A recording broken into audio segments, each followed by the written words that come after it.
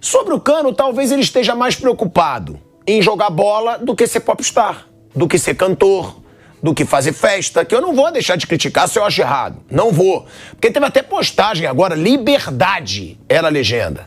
Gabigol botou lá as imagenzinhas do aniversário dele, liberdade era a legenda. Tem toda a liberdade do mundo, mas também tem que ter compromisso com o salário gigantesco que ele ganha, com a torcida gigantesca que ele representa.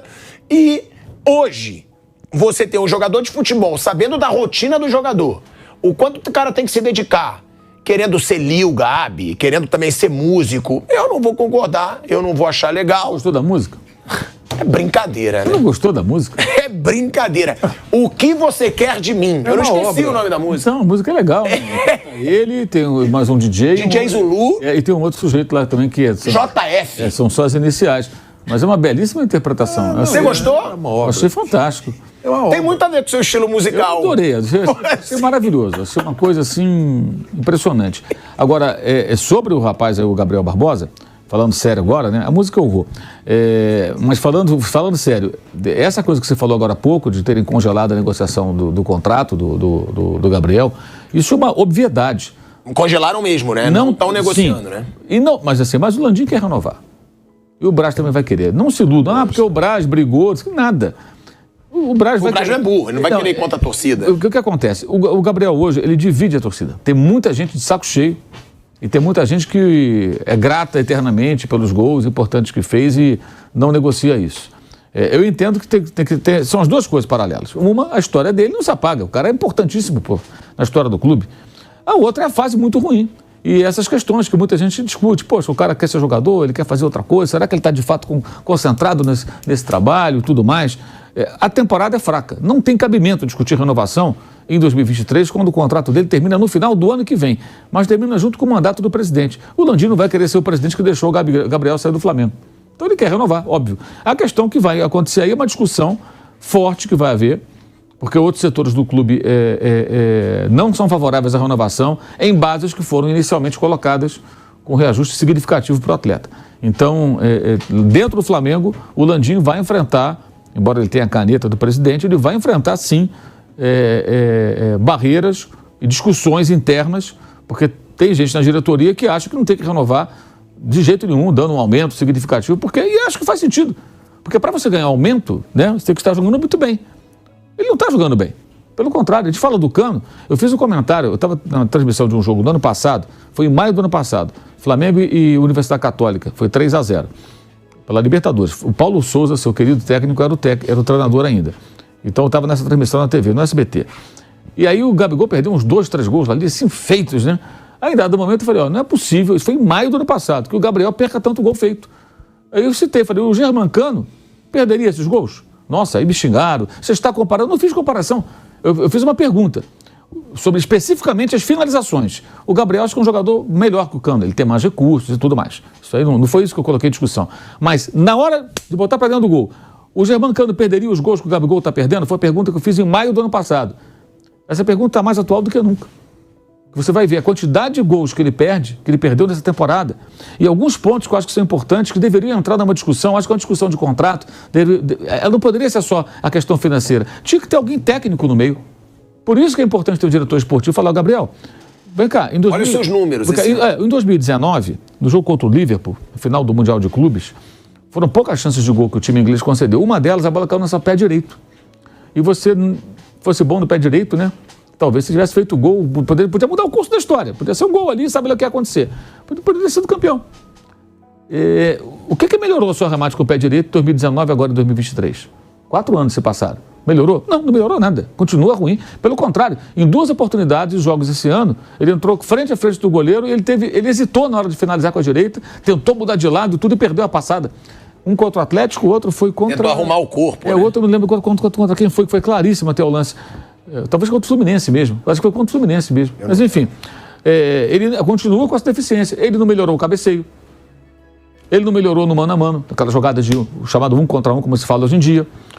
Jogadas em velocidade, ele não tem... Ele perdeu velocidade. Ele perdeu, ele parece mais pesado, não gordo. Acho que ele está mais forte de massa mesmo, de muscular.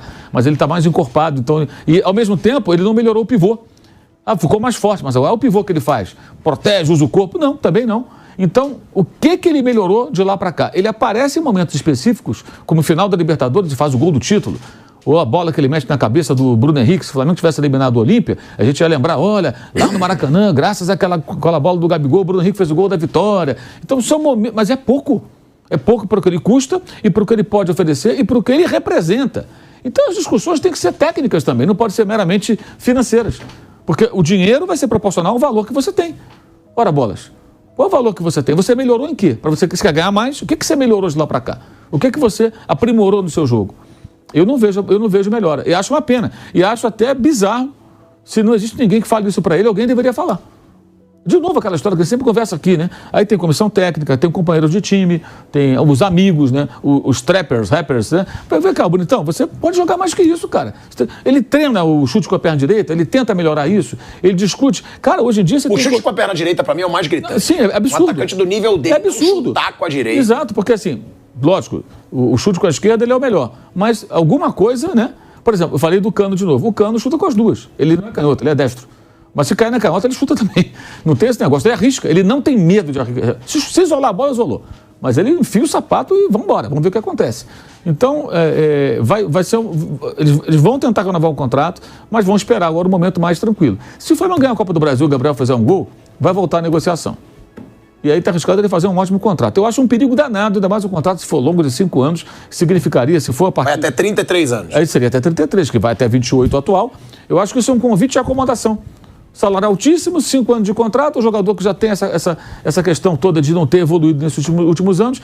E assim, é uma coisa que o torcedor precisa entender. Eu estou falando de evolução no jogo do atleta. Ah, mas ele fez o gol. Sim, ele faz alguns gols, porque ele é bom, porra. Ele aparece ali e ele gosta de jogo grande. Ele não tem medo de cara feia. O André Rocha, nosso colega jornalista, fez um texto outro dia muito interessante. O Gabigol herdou a camisa 10 do Zico, mas ele lembra mais o Nunes do que o Zico. É muito bom esse paralelo, porque o Nunes era isso, né? O Nunes, ele parecia em jogos decisivos, sempre fazia gol, era impressionante. Mas ao longo dos campeonatos, das temporadas, ele perdia gols, ele era irregular. E como ele era um time... Todo mundo ali tratava a bola com muita categoria. Ele era um jogador que tinha bons fundamentos, finalizava bem, cabeceava, era rápido, se movimentava. O Nunes era muito bom atacante, mas não era tão refinado, ele era muitas vezes questionado. E no caso do Gabriel, ele parece entrar na história também por isso. Gols importantes, mas sem uma continuidade. Ele faz uma temporada muito aquém. E isso tem que ser dito, isso tem que ser discutido, gente. Aí fica essa coisa, parece que não pode falar, não. Mas o Gabigol fez o gol da... Não fez, mas foi no ano passado. Não tem isso, não pode criticar o... Não foi no ano passado, amigo. Não pode, o torcedor do Flamengo acusa um golpe. Então tá bom, então você vai ficar a vida inteira vivendo disso aí. Quem pensa assim, tem que achar legal ele mostrar o pet de campeão quando sai de campo. E alguns aplaudem, outros vaiam, né? Porque é assim, então acabou, morreu em 2022. Perder pro Olímpia não tem problema, Thiago.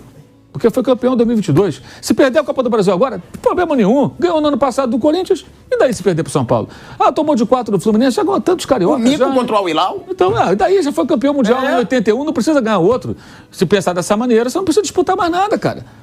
Sabe? E é um ano só de fracassos. E ele é um dos principais jogadores. Né? Já em contrapartida, se você for analisar o Bruno Henrique, ninguém discute, porque o cara ficou quase um ano parado. E voltou. Ele volta, ele decide, ele corre, ele faz gol, ele vibra, Porra, é impressionante. O Bruno Henrique, da chegada dele do Flamengo em diante, ele virou um jogador melhor. E mais velho, né? E é mais velho. Então, eu acho que tem 2 jogadores que têm que ser discutidos pela importância que tem. O Gabigol e o Arrascaeta. A Arrascaeta é questão física. Como se machuca? O que acontece, gente? Agora, de novo, tem uma final se aproximando, não vai jogar. Dificilmente vai jogar. E se jogar... Muito provavelmente não vai jogar. O primeiro jogo não joga. E se jogar, vai jogar sem estar na sua melhor condição, sem ritmo. Porque, de novo, se machucou. Lógico, ninguém quer ser machucado, não é de propósito. Mas por que se machuca tanto?